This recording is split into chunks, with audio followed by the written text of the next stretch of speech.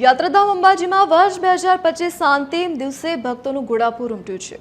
31મી ઉજવણી પાર્ટીને બદલે લોકોએ મા અંબાના શરણમાં આવવાનું પસંદ કર્યું છે। વહેલી સવારની મંગળા આરતીથી જ દર્શનાર્થીઓની લાંબી કતારો જોવા મળી હતી।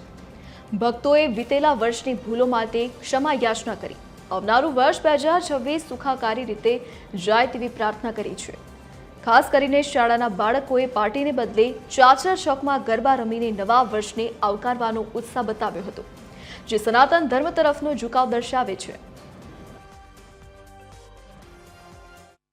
ગયું વર્ષ ખૂબ વિકટતાથી તમામને પસાર થવું પડ્યું।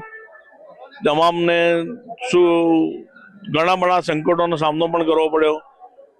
આવનારું વર્ષ ખૂબ જ સુંદર અને સારું જાય એવું માનવ શ્રી ચરણોમાં ખૂબ ખૂબ પ્રાર્થના। અને કોઈ પણ આવનારા વર્ષમાં કોઈ પણ કોઈને વિઘ્ન ના આવે તેવી માં અંબાને ખૂબ ખૂબ કોટી કોટી વંદન સાથે પ્રાર્થના કરું છું।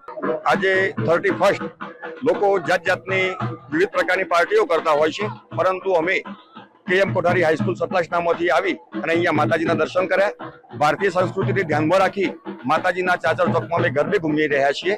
બાળકોને ખૂબ જ આજે મજા આવી રહી છે। આમ તો અલગ અલગ પ્રકારની પાર્ટીઓ કરવી એના કરતાં આપણી સંસ્કૃતિને ધ્યાનમાં રાખી આવી પાર્ટીઓ થાય, દર્શન થાય તો આપણી સંસ્કૃતિ જળવાઈ રહેશે એવું મારું માનવું છે।